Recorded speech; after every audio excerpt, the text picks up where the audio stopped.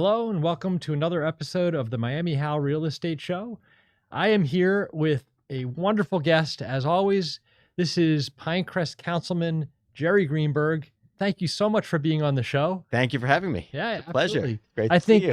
the last time that we sat at this table, you were not a councilman. In fact, you were running for council, and I picked up your message, and we're going to see how you're feeling these That's last great. It was 4 months. the last time I was here. It was the day of my campaign kickoff, Yes. and we'll see. A lot's happened since then. But so it's great to be back to talk about it. Yeah. A little over a year ago. So, yeah. Oh, wow. The campaign was a year. It was the kickoff was February 29th, so there's no 1-year anniversary of it, but it was the 29th, and I forgot that the anniversary had passed for that reason, but here we are. Yeah. And we talked then about your desire to really give back to the community and be part of what Pinecrest is and what it's going to be. And so, we're certainly not even at the 6-month mark, but I bet you've got some stories to tell already. How is it to be a councilman in Pinecrest? Yeah, it's fantastic. It's actually, and I've said this to some people, in some ways it's very much what I expected, and in some ways extremely different and more fun. I would say it's simultaneously more fun and also more challenging than I had expected. And some of that relates to specific issues we've dealt with, but some of it I think just relates to the nature of the job. And I said to someone recently, it's only been 3-4 months, but I don't feel new anymore. Okay. which is a good thing.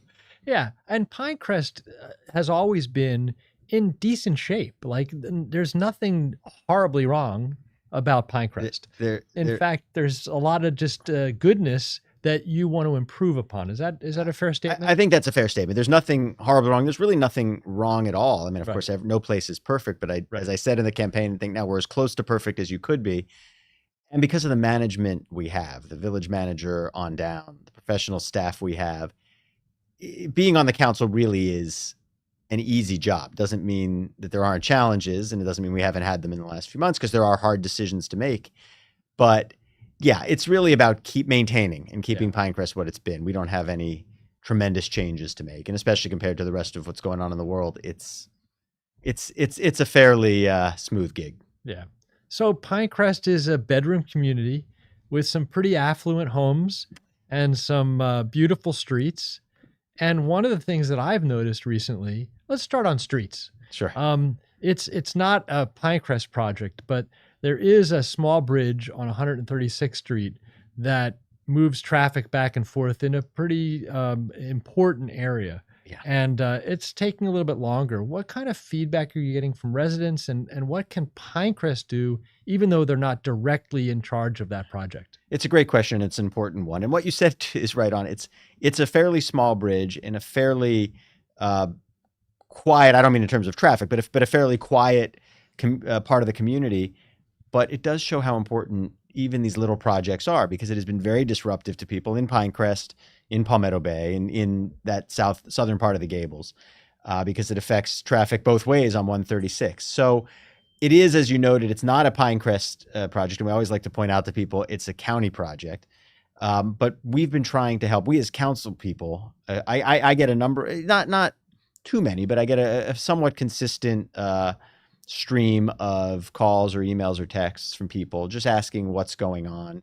There were a few issues right around Thanksgiving when I'm going to use the word blasting. I don't know exactly what they were doing, but when the construction was so heavy that it actually caused cracks in somebody's home. Oh, and I don't know exactly how in the foundation. Yeah. I mean, I think they were very surface, but still that's very alarming for neighbors. Yes. And so complaints and concerns raised by the immediate neighbors, very good ones. And people have been extremely patient. These neighbors are not the kind who are just complaining for the sake of it. So what we've done is at least help put them in touch with the people at the county. I think that what Pinecrest can do is that a lot of what we do as a village, and some of this comes from the manager and the professional staff, but some comes from the council and residents, is lobbying and pushing. I mean lobbying in the loose sense of the word, but reaching out to the county commissioners, trying to just make sure this project moves as quickly as possible, and that those concerns like that from that resident are addressed promptly and completely. And I think the residents were pleased with what was raised. I believe the county came out to look at what was happening and make sure it wasn't a deeper problem. So really, that's what we can do, and that's and also just provide information. The word is it should be done around Thanksgiving.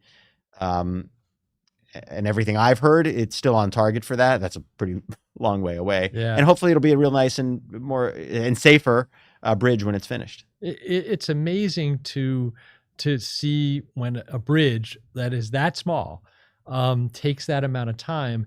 And then I remember reading a year or so ago across America that our bridges, when America roadways were first put down, obviously a lot of bridges were built. And this is kind of that era, I think. And what's really interesting to me is that the percentage of bridges that are failing across America is extremely high. So it's nice to see that the county and Pinecrest are at least trying to get this thing back to being fully operable and safe. 100%. It's the kind of thing that a bridge is something you don't think about until it fails. And if it does, if one person is impacted by it, it could be devastating. So right. I think it's a good project. It's the kind of thing that we're not hearing, why is this happening? It shouldn't be happening. It's just understandably people want it done as quickly as possible. And you want to minimize the damage on both sides. I'm sure that my counterparts in Palmetto Bay are getting the same phone calls. I'm sure they are. Yeah. Let's also kind of move on to the rest of what makes Pinecrest. In a large sense, our community is really bound together by the parks and the common spaces that we share. Right.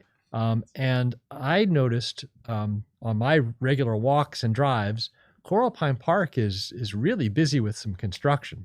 So I'd like to see what that's about. And maybe the audience doesn't even know, but there's some big going on there. There is. And the Coral Pine project is one that's been in works. It's been in multiple phases, but the current one even has been in the works for a number of years. It was actually approved, whether you want to say credit or blame, by the prior council. I'll say credit because I think at the end of the day, you're going to have a better park. It's a beautiful park anyway.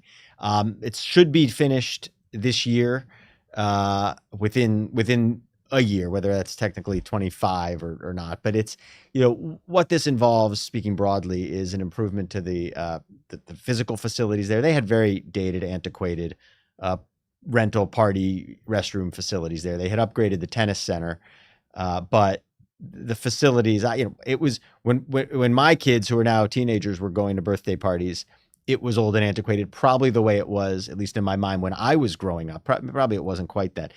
And so it needed that. There are also going to be some improved walking paths in the area, and also, it's a controversial issue, but expanding slightly the footprint of the tennis courts to allow for pickleball courts, and the parking will improve. There are some pickleball courts. There are, and it's an addition, a small expansion of that. And it's the pickleball issue is one that's been, again, you look at the world and I tell you pickleball has been a controversy, and you laugh as as compared to other things, it's worth a pickle. To other things, that's exactly. See, I set that up. I was going to do another tennis pun there, but it was a lob for you. But the neighbors, in particular by Coral Pine, they have a very strong and cohesive and dedicated group of neighbors there. They've been there. A lot of them have been there a long time. They have looked out for that park. They've looked out for the community over there. And so, there's some concern. People don't want too much pickleball. It can be loud, although there have been improvements in the balls lately to make it a little quieter. Hopefully the right balance is struck where, it's a little bit more to meet the demand for the sport, but it's not, hopefully it's not going to be disruptive. So right now there's disruption. Of course there is, but hopefully once it's online, the park is even better. The village is going to have to be careful and make sure one of the issues, and this was an issue even when my same previously mentioned kids were playing soccer over there, people would park along the west side of the park. That's been cut down and hopefully will continue to be. And then another piece of it is preserving, and this is something we've talked about recently as a council, is the pine land.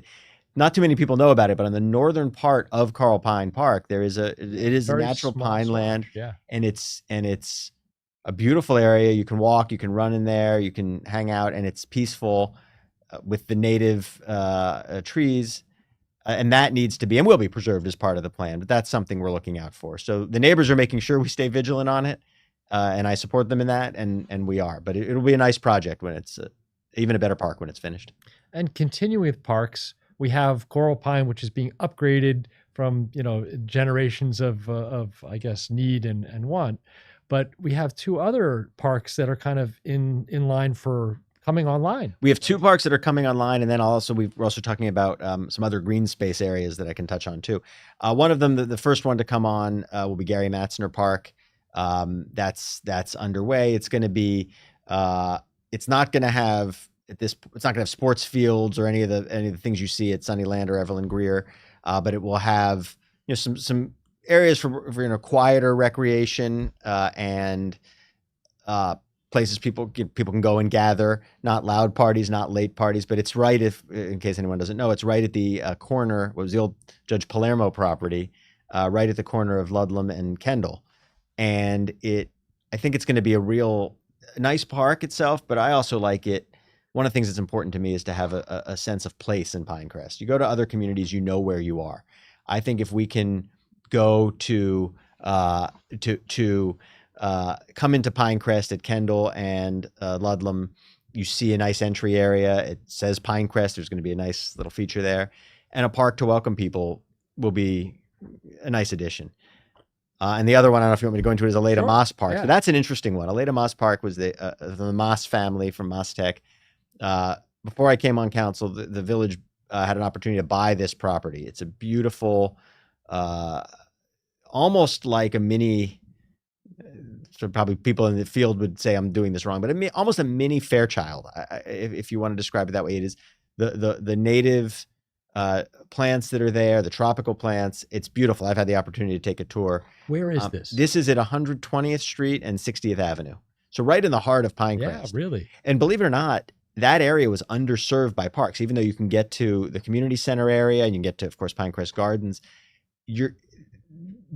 for a village that has so much green space, that area was actually underserved by the governing recommended standards. And it's going to be it's going to be preserved as it is. There is an old house. It's not that old, but the house there is being renovated to be used for meetings and quiet sorts of events. It's not going to be a party venue. It's not going to be a convention venue. They're thinking of using a lot of it. And we haven't approved or even received the proposed uses. There have been meetings in the community the Parks Department's been having to get input. They're talking about things for older members of the community, projects and offerings like that. I have one pet project of mine that I want to get going is a community garden there. It's something I've seen in smaller communities, particularly up north, but it's something that can help build the sense of community, give families a chance to actually do some work that benefits the community. And at least in my ideal version of this, the money, the produce would be used to support one of these projects that helps feed the community. There is a huge need in this community for there's people who are struggling, not so much in Pinecrest, of course, but in nearby, struggling to put the food on the table. And I think Porch Pinecrest is a project I've been supporting that provides non-perishable foods to people in need in the community and food pantries at Palmetto and Southridge. And this would be a chance maybe to add some fresh food to that. So hopefully we'll put that at Moss. Not a huge thing, but something that the community can really work on and benefit others. So with that park, I'm just curious. One of the things that I heard, I believe it was the mayor, Joe Cordino, who said, the Pinecrest's goal is to have a park within a certain distance of every single resident in Pinecrest. So this is really serving that purpose. Absolutely. And this was, in fact, when it was being talked about, and it was before, I said before I was on the council, I remember approaching one of the members of the council saying, seems like we have a lot of parks. And that's when it was explained to me, right, that we don't have, there are standards, and I can't cite them as I sit here right now, but there are standards nationally that are recommended for the distance. It's within a mile or whatever, the mile and a half, whatever. That's what I couldn't remember. Yeah, it's something right. It's right in that sweet spot there. And when you actually think about it, that area of east central Pinecrest is not within a mile of park. Now it's of course improving as Chapman Field becomes a viable park again and others, but this will take care of that need entirely. Got it. And a real green space. So let's get back to your role on the council. And you said that some things were surprising to you and some things were challenging and some things were fun. So let's go through each of those. What's challenging for you right now? I think what's challenging, of course, what's challenging is also fun. I mean, Okay. we've had some hard issues, and I knew this would be the case, but what I've really enjoyed the intellectual challenge. There's a ton to learn. So, and I knew there would be, but I guess I didn't realize quite how much there would be to learn if you want to. And if you want to do the job right, you've got to really put in the time. So, for example, we had it's anybody who people in Pinecrest know about it.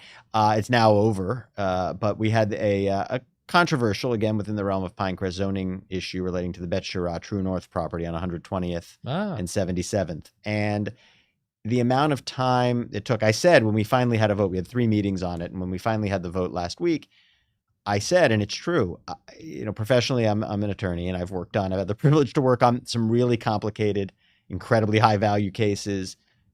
Even worked on some capital cases on the criminal side, major. I spent as much time on this matter as I have, probably the chagrin of some of my law partners, as I have on anything, because it's hard, and you want to do the job right.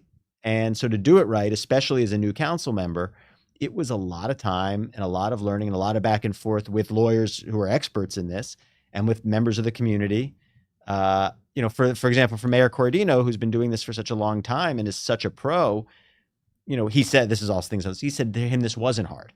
And he wasn't saying it as a dig at us. He was just saying, once you do it, it's not hard. But for Councilmember Meyer and I as the new members, and I think even for the other 2, Councilmember Del Prado and Fairman, who've been doing it longer than I have, but not as long as the mayor, it is a challenge to get it right. But I like that part of it.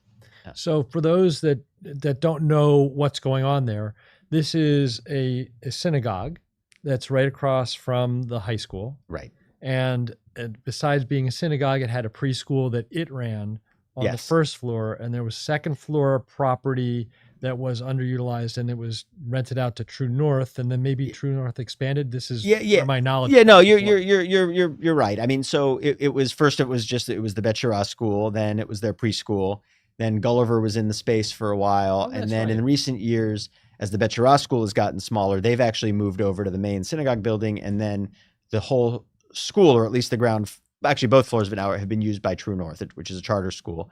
And there was without getting too in the weeds on it all, there was a cap going back to when Bet Shirah first opened the school of 325 students, and True North's application was to increase over some years to 600 students, and they would expand the True North school. That 600 would be combining True North with what's still there from Bet Shirah.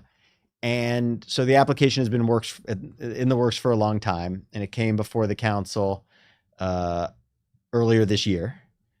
And it drew, as you might imagine, a lot of passion in the community, people in favor of it, both from True North, from Bet Shirah, and just community members, and then a lot of opposition with concern about the increased traffic from. It's always a traffic It's problem. always traffic. And again, for those of us, which I'm going to include myself with, I drive and go by there all the time, and I see what the footprint is, and it hasn't changed in many, many years. But the potential to have 600 students there, I assume meant building new buildings. Actually, no. The application, it doesn't involve new buildings. The additional students would be in the current school structure, in this current school space, because it's been underutilized, I guess you would say, and also in a building that has a sort of, they use, I think, as a dining room right now, which was sort of a rec room over there on the east side of the property. Okay. It's my kids went to Bet Shirah, and I was on the board there for a while, so I know the property well. They're putting some classrooms in the existing building. Okay. So it's not an expansion, and that would require a whole separate renovation, and then they're going to have to figure out some kind of traffic flow. That's the real challenge. Yeah. And and I will say, it was approved 3-2 with a whole series of conditions by the village. I was on the 2 side. I after really considering that I was one of the 2, along with Councilmember Del Prado, who voted no. But it was a very spirited, but as Pinecrest keeps it, good faith debate, and it was approved with conditions, and the conditions relate very much to traffic flow. My concern was really the impact outside of one of the conditions is that all the traffic leaving Bet Shiraz is supposed to go right, go east. Mhm. That raised concerns for me about the impact on the adjoining community. But I know the other 3 council members who voted yes believe that the conditions, including many that were added during this 3-meeting process, they think those conditions will successfully mitigate and things will be okay. And I hope they're right. I hope I'm wrong. And as always, it happens at council levels of towns all over the United States. It's a compromise, right? And even though you were on the 2 side, we'll call it the 3-2 vote, do you feel like you did the best that you could for the Village of Pinecrest given the outcome? I do. I mean, I feel I did the best I could, and I think that the council members who voted the other way, believe they did the best they could. As I said, and I spoke for probably longer than I would typically on a zoning thing, but I gave my reasoning at the last meeting, and one of the things I explained was that I could see the argument either way. I think that under our comprehensive development plan and under our land development regulations, the better answer was to say this doesn't quite meet the standards. We shouldn't approve it. But I think there was not a wrong answer in this. And but for me, it was particularly challenging. As I mentioned, I Challenging, was in but the Bet fun. Shiraz community. It was fun. I mean, looking back on it was fun. I mean, in Yes. the moment, I would say there were Sure. some nights there Challenging. was more. I didn't think I would lose sleep over things on the council, and I did. I mean, it was Wow.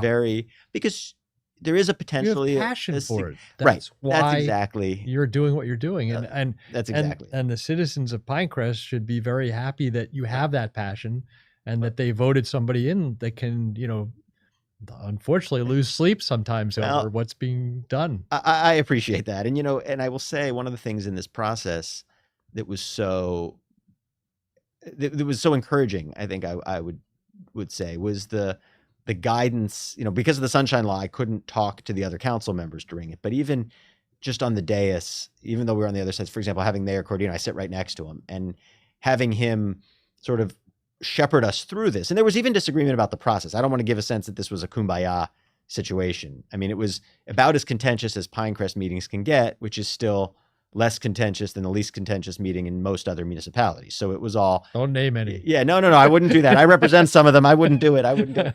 But even then, just having him around, and Councilmember Del Prado, who'd been doing this, but also the former mayors, the former council people, to sort of guide, talk me through the process, was really, not to mention the staff, but was also very helpful. It was having some, I won't go there about it takes a village, because then you're really, but it does. And it was, to me, it was encouraging. Plus I'm hoping everything else is easy after that. So, okay.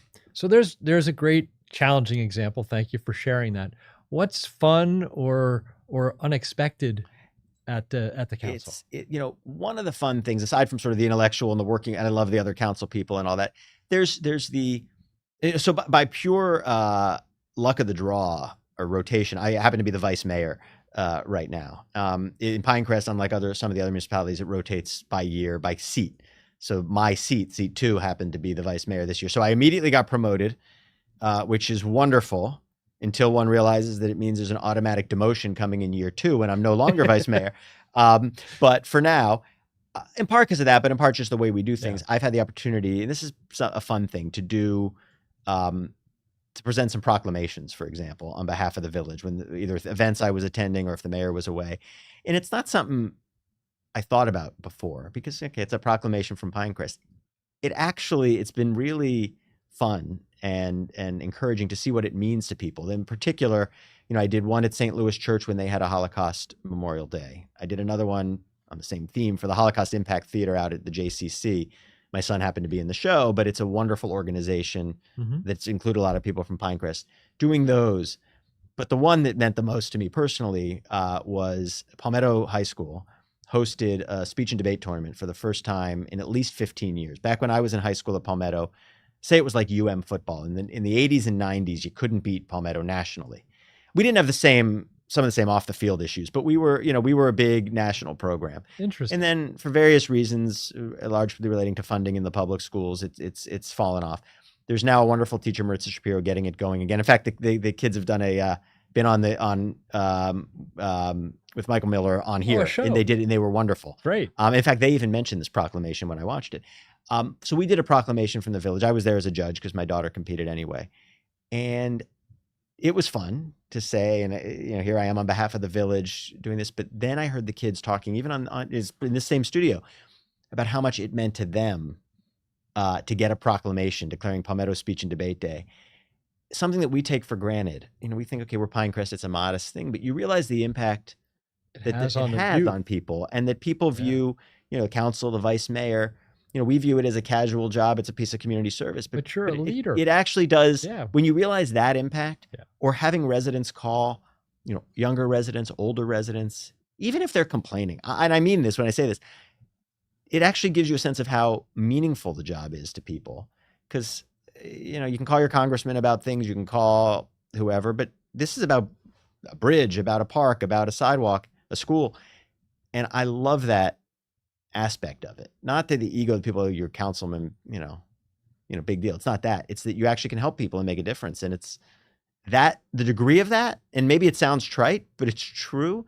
The degree of that has been pleasantly surprising, if that makes sense. The impact that you have on people, and the respect people have, not so much you're a council person, whatever, but the respect they have for the village and the local government is real. And that's because of what the people who've been here before. And what about your wanting to have an impact, and how over only 4 months do you feel like you've had an impact on Pinecrest? What have you meant to the residents so far? Great question. I think I'll give you two answers, three. And one is things like the proclamation and being there. I think they like to see their council people out there. Councilmember DePrado is incredible. She has a booth every week at the farmer's market, and she goes, I sometimes go and linger near it. And just being there and having it's easy in the winter, by the way. She's out there in the summer too. But being there and just being an audience for people, it really, I think, means a lot. For them to know they can reach out to their council for anything, it helps. I think the True North Bet-Shirah experience, again, people were divided on it. I think it served the community, that all five of us really listened, really spent time and effort. I think they would be glad to know council members were losing sleep over this, because we're taking it seriously. I think I said three things and either had two or five just now, but that's the way. I think it really just being there for people. Oh, I was going to say the other is some specific concrete, maybe literally, projects. Now we're in strategic planning, looking at our goals for next year. There's things like some improved sidewalks or new sidewalks on 62nd Avenue and this community garden, although small, things like that. I think now we can start looking. We're going to have some real challenges with budget and so forth, given what's happening in the state, but working to move forward with actual projects. I don't have a massive agenda because, as we said at the beginning, my main agenda is to keep Pinecrest what it's been. But I think hopefully some of the things I'm looking to do, or that some of the other council members are looking to do, will start to come to fruition, and then we'll really see an impact. So how do people reach out to you? And here's a really interesting question. What would you like to hear them talk about? I mean, there's groups of parks and roads and sidewalks and traffic, but is there anything that you would like some input where you're just not able to grasp it on your own? Well, that's interesting. I think, so first of all, the how, they can reach out however they want. I mean, I've tried to be fairly out there, even though I'm still learning on social media and still do things that my teenagers tell me is embarrassing and wrong and terrible. My kids too many stories, it's how dare you do this and that. So when I do try to be on social media, I send the emails out. People can call me, they can email me at the Village, they can text me. I think people can find me pretty easily, and I welcome any form of that. We're going to point at this camera, and you're going to tell them what your phone number is and how to reach you by text or however you want. Excellent. Please. Okay, so my phone number is 305-753-0971, and people told me don't publicize it, but it's the way to communicate. 305-753-0971. And my email is, I'm probably turning the wrong way, right? My email is it's fine. jgreenberg at pinecrest-fl.gov. And my, what's my Instagrams and Facebook? Jerry Pinecrest, I think. I stole sort of from MiamiHal. Jerry Pinecrest. Oh, that's Follow me. all of those things. It's not the most exciting account if you ask my kids, but it's something. And in terms of the issues, I really welcome everything. A lot of it is, I know there's a lot I don't know. I know there's a lot of issues that are important to people that I haven't thought about. And a great, one example is what we talked about earlier, Carl Pine Park. It's there. It's a park I've obviously been to myriad times in my life, but hearing from the residents near there has been very helpful. I think broadly speaking, one of the issues that I'm interested in and would love to hear input on is the US 1 area. And when I say that, I don't mean the issue that we had a few years ago about going high. I don't want that at all. But, what can we do? There are things people, some people, they want more diversity in the sort of shopping experiences that are there. They want more diversity in the types of things they see there, beautification over there. So I'm interested in hearing what people want. I think we've moved past where we were a few years ago, where, it was all about, I don't want 4 stories. I don't want, I think the Village heard that loud and clear. It's been addressed. But I'd love to hear people's ideas, and just any ideas outside the box. We're not going to change Pinecrest fundamentally. It's not what we want to do. And no one wants to do it, but we have a lot of smart and interested and engaged people in Pinecrest, and I'd love to hear more about it. And I think there's an interest and this isn't about that, but as the national scene just is that people don't want to talk about it or people worry about it. I think a lot of people have said to me, that they like, it's a good time to focus local. And so I welcome that. All right. Before the show, Jerry and I were talking. He says, I don't know, how am I going to fill 30 minutes? You've done more than that. I feel, and I've got another 30 in me. And I think the people out there that are watching can understand that Jerry is very approachable, loves a conversation, and really does want to hear from people so that he can continue to improve Pinecrest as the rest of the council does as well. Well, I appreciate that. And I'll try not to keep them for 40 minutes if they call me. All right. Until next week, have a great week in real estate.